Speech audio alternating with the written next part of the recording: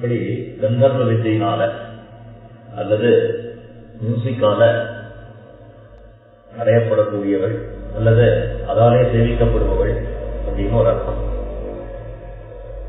அதெல்லாம் ரொம்ப ரசிச்சுதான் ஞானசம்பந்தர் கையினால தாளம் போட்டுருக்காரு அப்படின்னு பார்த்து, ஐயோ அந்த குழந்தையினுடைய கை சிறந்து போறதுன்னு சொல்லி அம்பாள் என்ன பண்ணாலாம், 1 நாள் ஆன தங்கத்தினாலான தாளத்தையே கொடுத்தாலாம்.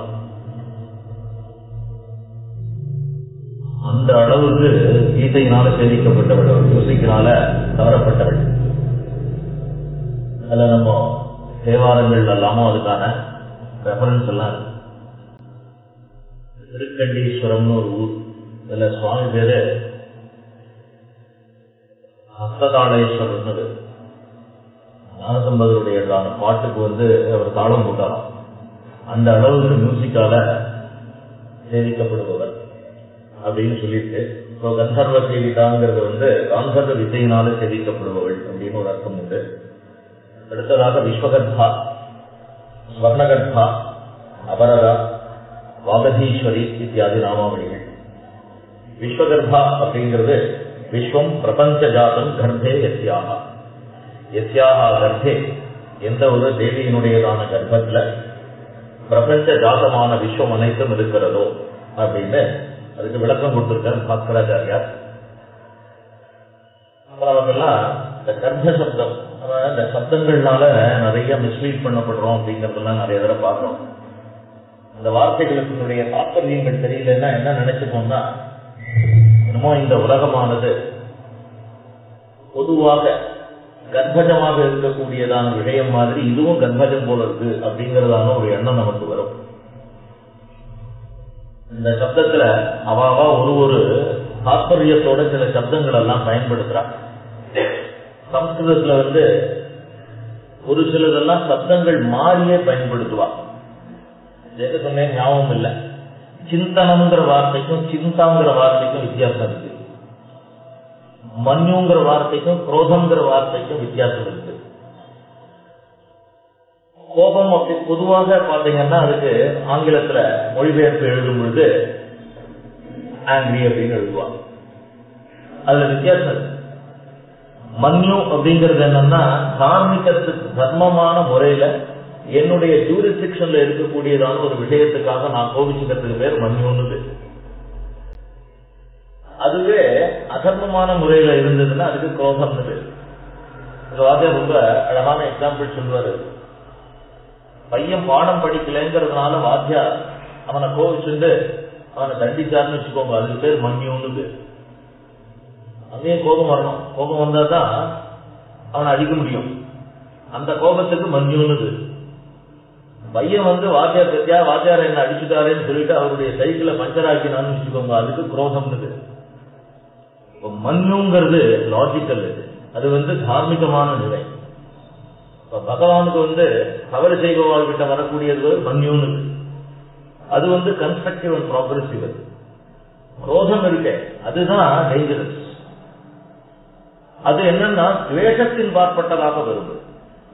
தர்மத்தை மீறதுனால ஏற்படக்கூடியது வர்றதுக்கு பேர் கோபம்னு பேர், மன்யுன்னு. இதை போல சிந்தனம்ங்கிறது வேற, சிந்தாங்கிறது வேற. சிந்தனம்ன்றதுக்கு கரெக்டா சொல்லணும்னா பிளானிங். அதுக்கு அதையும் எங்க வாத்தியார் ரொம்ப அழகா சொல்லுவார். எப்படி பண்ண போறோம் அப்படின்னு யோசிக்கிறதுக்கு பேர் சிந்தனம். நம்ம எப்படி எல்லாம் பண்ண போறோம் அப்படின்னு முன்னாடி பிளான் பண்றோம் இல்லையா, தட் இஸ் கால்ட் சிந்தனம். ஐயோ எப்படிதான் பண்ண போறோமோ தெரியலையே அப்படின்னு நினைக்கிறதுக்கு பேர் சிந்தானது. சிந்தனம் ஹைலி கன்ஸ்ட்ரக்டிவ். ஏன்னா நாளைக்கு என்ன நடக்க போறது, நாம என்ன பிளான் பண்றோங்கிறத பத்தி பண்ணக்கூடியது கன்ஸ்ட்ரக்டிவ், ரொம்ப நல்லது. ஆனா ஐயோ என்ன பண்ண போறோம் அப்படின்னு நினைச்சீங்கன்னா அது சிந்தா. அதுதான் சிந்தா கவம்னாச்சு சரீர சோஷனம். அந்த இதுதான் என்ன பண்ணும், நம்மளுடைய சரீரத்தை பாதிக்கும். இந்த மாதிரி ஒரு சில வார்த்தைகளுக்கெல்லாம் ஒரு நல்ல அர்த்தங்கள் என்ன, அதனுடைய தாற்பயம் என்னன்னு தெரிஞ்சுக்கணும். இப்ப நம்ம விஸ்வகர்பாங்கிறதான சப்தத்தை எடுத்துன்னு பார்க்கும்பொழுது சரி ஜெகஜனனி, அதனால விஸ்வம் எல்லாம் அவளுடைய கர்ப்பத்துல இருக்கு அப்படின்னு சொல்றதா, அப்படி இருந்து நம்ம பேசாம இருந்துரும். ஆனா இதுல 2 வகை இருக்கு கேள்வி கேட்கிறவாள்ல. ஒரு சில பேர் என்னன்னா அதனுடைய தாற்பயம் என்னவா இருக்கும்னு கேட்கக்கூடியவா ஒரு குரூப். முதல்ல இருந்து அது பேர்ல ஸ்ரத்த இல்லாம இதுல எப்படினாப்பா தப்பு கண்டுபிடிக்கலாம்னு நினைக்கக்கூடியது ஒரு குரூப். இது ரெண்டுத்துல இந்த முதல் நல்லது. இன்னொன்னு என்ன அப்படின்னா, ஏதோ பெரியவா சொல்லியிருக்கா விஸ்வகர்மான்னா உலகம் அனைத்து அவளுடைய கர்ப்பத்தில் இருக்குன்னு அப்படின்னு சொல்லி பிளைண்டா பிலீவ் பண்றவா ஒரு குரூப். இதுல பகவான் கீதையில சொல்லும் போது சொன்னார், இவா முதல் ஆளையும் பிடிக்கிறதில்ல, கடைசி ஆளையும் பிடிக்கிறதில்ல, எனக்கு நடுவாளை தான் பிடிக்கும் வருவார். ஏன் அப்படின்னா, ஒரு ஆச்சாரியம் ஒரு விஷயத்த சொல்றாங்க, அதனுடைய தாற்பயம் என்னன்னு தெரிஞ்சுக்கணும்னு முயற்சி கொடுக்காம அந்த ஸ்ரத்தையோட தான் அவன் பேசுறான். உபநிஷத்துல எல்லாம் நீங்க கேட்டு நிறைய மகான்கள் எல்லாம் இங்க வேதாந்த விசாரங்கள் எல்லாம் பண்ணிட்டு இருக்கா. அப்படி பண்ணும்பொழுது உபநிஷத்துல ஒரு வாக்கியம் இருக்கு, அது டிஸ்கஷன்லாம் இருக்குன்னு நான் ஏற்கனவே சொல்லிருக்கேன். பிரகதாரண்யத்திலையும் இருக்கு, சாந்தோக்கியத்திலையும் ஒரு சில விஷயங்கள் எல்லாம் பேசப்பட்டிருக்கு. அதுல என்ன சொல்றாருன்னா, வாத்தியார் என்ன சொல்றாரு, ஒண்ணும் இல்லாததான ஒரு பிரம்மத்துல இருந்துதான் இந்த ஜெகத்தானது தோன்றினது அப்படின்னு சொன்ன உடனே அவனுக்கு யோஜனை, இது எப்படி இருக்க முடியும் அந்த மாதிரி அப்படி. உடனே என்ன பண்ணா, வாத்தியார்கிட்ட கேள்வி கேட்கிறான், சார் என்ன சார் இந்த மாதிரி இருக்க முடியுமா? அப்ப அவர் என்ன சொன்னார், மரத்துங்களை உட்கார்ந்து பாடம் நடத்திட்டு இருக்கார். இந்த மரத்தினுடையதான ஒரு விதை கீழே விழருது, சரி போய் அதை எடுத்துன்னு வாடா அப்படின்றார். எப்படா இருக்குன்னா, அது மேல பச்சை கலரா தோல் இருக்குன்னார், அதை உரினார். ஒன்னு ஒன்னுத்தியா சொல்லிட்டே வந்தா கடைசியில என்னடான்னா, அதை ரெண்டுத்தையும் பிரிச்சு பாரு எப்படி இருக்கு. ஒண்ணும் இல்லதான், இந்த ஒண்ணும் இல்லாததுல இருந்தாண்டா இவ்வளவு பெரிய மரம் இருக்கு அப்படின்னா. ஒண்ணும் இல்லைன்னா என்ன அர்த்தம்னா, உன்னுடைய நேக்கட் ஐனால பார்க்கக்கூடியதான ஒன்னும் இல்லை, ஆனா அதுக்குள்ள ஒரு குரோத்தை ஸ்டிமுலேட் பண்ணக்கூடியதான ஒரு சக்தி. அந்த சக்தி என்ன பண்றது அப்படின்னா, அந்த நிலத்துல போட்ட உடனே அதுக்கு ஒரு விதமான மெட்டபாலிக் லெவல்ல அது எல்லாத்தையும் கன்வெர்ட் பண்ணிக்கிறது, பிளான்ட் லெவல்ல கன்வெர்ட் பண்ணிக்கிறது. அதுல இருக்கக்கூடிய பிருத்திவி, ஆபகா, தேஜஸ், வாயு, ஆகாசம், இது எல்லாத்தையும் என்ன பண்ணிக்கிறதுன்னா தன்னுடைய சப்ஸ்டன்ஸா மாத்திக்கிறது, பிளான்ட் சப்ஸ்டன்ஸாக மாத்திட்டு, அதோடு மட்டும் இல்ல, வெறும் பிளான்ட் சப்ஸ்டன்ஸ் மட்டும் இல்ல, அது என்ன ஸ்பீஷீஸோ அந்த ஸ்பீஷீஸாக மாத்திக்கிறது. என்ன பெரிய இதை விட ஒரு லோகத்துல அதிசயம் இருக்க முடியுமா பாரு. காட் கிரியேஷன் பியூட்டி பாருங்க எப்படி இருக்கு. அதுக்கு அந்த ஸ்பீஷீஸ்குள்ளே பாத்தீங்கன்னா சொகத பேதங்கள் இருக்கும். இப்ப மாம்பழம்னு எடுத்துட்டேன்னா எல்லா மாம்பழம் ஒரே மாதிரியான ஷேப்லயோ ஒரே மாதிரியான சுவையிலயோ இல்லை. அந்த ஒரு விதை போட்ட உடனே என்ன ஆகுதுன்னா, அந்த மாதிரியான ஒரு பிளான்ட் சப்ஸ்டன்ஸாக எல்லாத்தையும் மாத்திக்குது.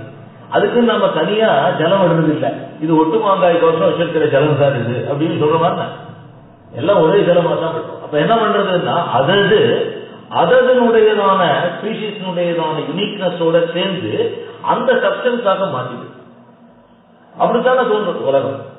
அப்ப என்ன சொன்னா, நம்ம கண்ணுக்கு தெரியாத விஷயங்களாக இருக்கலாம், ஆனா அதுக்குள்ள என்ன இருக்குன்னா இந்த குரோத்தை ஸ்டிமுலேட் பண்ணக்கூடியதான ஒரு சக்தி. அத போல இந்த உலகத்தினுடையதான படைப்புல ஒரு விதமான சக்திகள் இருக்கு. நிறைய தடவை உங்களுக்கு சொல்லியிருக்கேன்னு நினைக்கிறேன். நாம நினைச்சுட்டு இருக்கிற மாதிரி அது ஏதோ நிறைய அறிவியல்லாம் இருக்கு அப்படின்னு நம்ம நினைச்சுட்டு இருக்கோம். பட் அறிவியலுக்கும் ஒரு விதமான ஜூரிஸ்டிக்ஷன் இருக்கு, அதை கடந்து அவளால போக முடியாது. டாக்டர் எஸ் ராதாகிருஷ்ணன் சொல்லியிருக்காருன்னு பல தடவை சொல்லியிருக்கேன். இங்கே என்னன்னா, religion and philosophy starts where the science ஸ்டாக்னைசஸ்.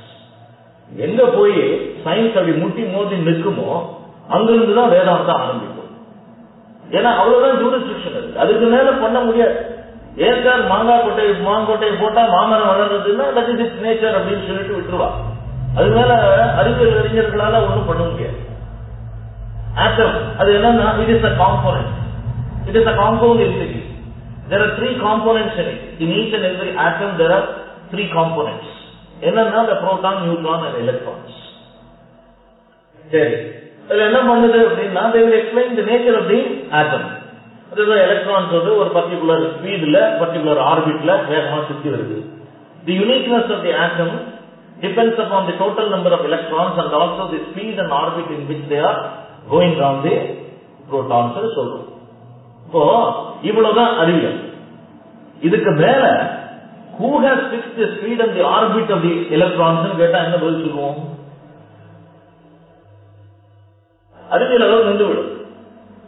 ஆனா நம்ம சித்தாந்தம் என்ன சொல்றது தெரியுமா? அது ஒரு தத்துவம், அதுக்கு பேர் நியதி தத்துவம்னு பேரு. நியதிங்கிறது ஒரு தத்துவம் இருக்கு, அதுதான் என்ன பண்றது, நான் இதைத்தான் உபனிஷத் சொல்றது. யாருக்கு பயந்துட்டு சூரியன் வரானோ சரியான நேரத்துல உதிக்கிறானோ, யாருக்கு பயந்துட்டு சூரியனுக்கு சரியான நேரத்துல மறையறானோ, பயந்துட்டுன்னா என்ன அர்த்தம்னா இப்படி கைகட்டிட்டு அர்த்தம் இல்ல, யாருடையதான ஜூரிஸ்டிக்ஷன்ல அல்லது யாருடையதான கண்காணிப்புல, அதுதான் நியதி தத்துவம்னு. அவளுக்குதான் நியந்தா அப்படின்னு சொல்லுவோம். நியந்தான்னா எல்லாத்தையும் கட்டுப்படுத்துபவர் அப்படின்னு அர்த்தம். அப்ப அந்த மாதிரி ஒரு லெவல் இருக்குங்கிறத நம்ம சித்தாந்தமானது சொல்றது. நம்ம வேதாந்த விசாரங்கள் எல்லாம் அதை சொல்றது. ஒரு ஸ்பீடு நீ சொன்ன உடனே, ஸ்பீடுங்கிறது காலத்தை அடிப்படையாக கொண்டது இல்லையா? 100 கிலோமீட்டர்ஸ் அப்படின்னா என்னன்னா 100 கிலோமீட்டர் பர் ஹவர்னு அர்த்தம். 100 கிலோமீட்டர் பர் ஹவர்னா 100 கிலோமீட்டர் ஸ்பீடுங்கிறது அவர்களான காலத்துக்கு உட்பட்டது. அப்ப எலக்ட்ரானிக்ஸ் இவ்வளவு வேகமாக போகிறதுன்னு சொல்லும் பொழுது காலத்துக்கு உட்பட்டதாக இருக்கு. அப்ப காலம்னு ஒரு தத்துவம். அப்ப நம்ம வேதாந்தம் என்ன பண்றதுன்னா இவைகளையெல்லாம் கடந்து அப்டிராக்டாகவும் ரொம்ப சட்டிலாகவும் இருக்கக்கூடியதான விஷயத்துக்குள்ள போய் அதனுடைய தன்மைகளை நமக்கு விளக்கி சொல்றது. அது சயின்ஸ் சொல்லாது. சயின்ஸ் என்ன பண்ணும்னா ஆட்டம் வரைக்கும் போகும், அதுல என்னென்னலாம் காம்போனன்ட்ஸ் இருக்கு, what is the uniqueness of atom, அதோட சொல்லிட்டு விட்டுரும். அதை கடந்து அதால போக முடியாது. அந்த மாதிரியான ஒரு சூழ்நிலையில நம்ம எல்லாம் சயின்ஸ்ல எல்லாம் என்னது அப்படின்னா பூமியானது இப்படி தோன்றிட்டு அப்படி தோன்றிட்டு நிறைய விஷயங்கள் நாம ஒருத்தருக்கு ஒருத்தர் கேட்டுக்கிறது இல்லை. ஏதோ சொன்னான்னு சொல்லிட்டு விட்டுருவோம். டார்வின் தியரி ஆஃப் எவல்யூஷன் அப்படின்னா ஓ அப்படியா அப்படின்னு சொல்லிட்டு விட்டுருவோம். அதை நல்லா சிந்திச்சு பார்த்தோம்னு சொன்னா எப்பொழுதுமே ஒரு பரிணாமம் இருக்குன்னு வச்சுக்கோங்களேன். ஒண்ணு இன்னொன்னு ஒன்னாக காலப்போக்கில் மாறுது அப்படின்னு சொன்னீங்கன்னா, முதல்ல இருக்கக்கூடியதான இப்ப ஏ அப்படிங்கறதான ஒரு ஃபார்ம் அந்த ஸ்பீஷிஸ் ஆனது நாளடைவுல பியா மாறுது அப்படின்னு சொல்லிட்டீங்கன்னு வச்சுக்கோங்களேன். அப்ப என்ன ஆகும்னா இந்த ஏங்கிற ஸ்பீஷிஸ் இருக்காது. அது இருக்கிறதுக்கு வாய்ப்பு இருக்கா? ஏங்கிற ஸ்பீஷிஸ் ஆனது நாளடைவுல கொஞ்சம் கொஞ்சமாக அதுவே பியாக மாறிடுது அப்படிங்கிற மாதிரி ஒரு தியரி இருந்ததுன்னு வச்சுக்கோங்களேன். அப்ப ஒரு நாளடைவுல இந்த ஏங்கிற ஸ்பீஷிஸ் இருக்கவே கூடாது. ஏங்கிற ஸ்பீஷிஸ் இருக்கிறதுக்கு வாய்ப்பு இல்லை. அந்த மாதிரி இப்ப குரங்குகள் இருந்துதான் மனிதன் பிறந்தான் இருந்ததுன்னு வச்சுக்கோங்க. இப்ப இந்த குரங்குங்கிற ஸ்பீஷிஸ் இருக்கலாமோ? அப்ப எவல்யூஷன்ங்கிறது ஏதோ ஒரு பர்டிகுலர் லெவல் வரைக்கும் தான் அந்த எவல்யூஷனை ஒத்துக்கலாமே தவிர ஒரு ஹையர் லெவல்ல அதை ஒத்துக்க முடியாது. இதே மேல விசாரிச்சுன்னு போனோம்னா அது எவ்வளவு பார்ட்ஸ்ங்கிறது நமக்கு தெரியும். அப்ப வேதாந்தி சொல்றபடி என்ன வச்சுக்கணும், அனாத்யனந்தம். எப்படி ஆரம்பிச்சது எப்படி முடியுதுன்னு தெரியாது. அனாத்யனந்தமாக இருக்கக்கூடியதான ஒரு விஷயம். ஏன்னா அதுக்கு ஆதி எப்படின்னு சொல்ல முடியாது. உங்களுக்கு இப்படித்தான் ஆரம்பிச்சதுன்னு சொல்ல முடியாது. கேள்வி எல்லாம் கேட்க ஆரம்பிச்சோம்னா நிறைய கேள்விகள் போகும். சூரியனானது அப்படியே வெடிச்சு செதறிச்சு, அதுதான் பூமியாச்சு கொஞ்ச நாள்ல அப்படியே குளிர்ந்தது அப்படின்லாம் சொன்னோம்னா, ஏன் வெடிச்சு அந்த பர்டிகுலர் ஸ்பாட்ல ஏன் வரணும்? அந்த ஆர்பிட்டுக்குள்ள வருமா ஒரு சூரியனுக்கு பக்கத்துல புதன், சுக்கிரன், அதுக்கப்புறம் பூமி, அதை கடந்து மார்ஸ், அதை கடந்து ஜூபிட்டர், அதை கடந்து சாட்டர்ன். எப்படி ஒரு மாதிரி லைன் பிக்ஸ் பண்ண மாதிரி இருக்கு. அதுக்கு ஆர்பிட்டை யார் பிக்ஸ் பண்ணது? இந்த ஸ்பீடை யார் பிக்ஸ் பண்ணது? அப்ப அது குளிர்ந்துருச்சு அப்படின்னு சொன்னா இதுக்கு முன்னாடி இருக்கிறதெல்லாம் ஏன் குளிர்ல, இதுக்கு பின்னாடி இருக்கிறது ஏன் குளிர்ல? அது எப்படி முன்னாடியும் பின்னாடி இல்லாம நடுவுல மட்டும் ஜலம் இருக்கு? பூமி மட்டும் இல்ல, அது பக்கத்துல இருக்கிற சந்திரன்லயும் இல்லையே. இந்த மாதிரியான கேள்விகள் எல்லாம் போனோம்னா அது ஒரு அனாதிங்கிற லெவல்ல தான் போயிருக்கும்.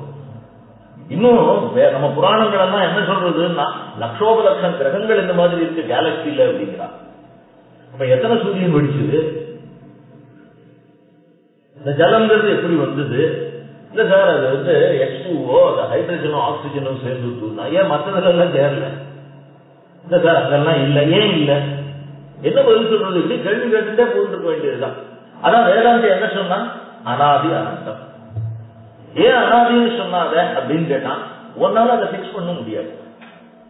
கனவுல நாம ஒரு நாய் நம்மளை துரத்துற மாதிரி கனவு கேட்டோம்னா அந்த நாய் எப்ப பிறந்ததுன்னு யோசிச்சுட்டு இருந்தா என்ன பண்றது? அந்த நாய் எப்ப பிறந்தது, எப்ப என்ன துரச்சின்னு வந்தது, அது இத்தனை நாள் எங்க இருந்தது, திடீர்னு எப்படி என்ன துரச்சிட்டு விசாரிச்சோம்னா அது எவ்வளவு ரெடிகுலஸோ அவ்வளவு ரெடிகுலஸ் இதெல்லாம் பத்தி விசாரிச்சிருக்கு. அது சோதக்ஷமம்னு விடுத்து விட்டுட்டாங்க. என்ன ஆச்சுன்னா பகவானுடையதான சங்கல்பத்தினால ஏற்பட்டது.